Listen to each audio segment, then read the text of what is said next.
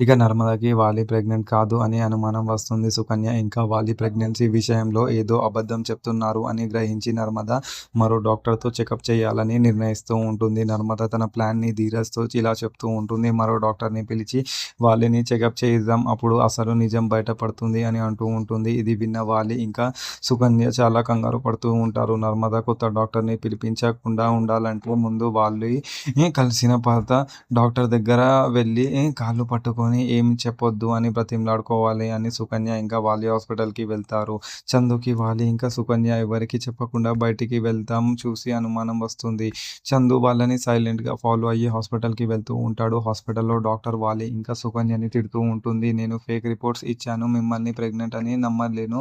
ఇక నుండి నన్ను ఇబ్బంది పెట్టకండి అని అంటూ ఉంటుంది. ఈ మాటలని చందు బయట నుండి వినేస్తూ ఉంటాడు.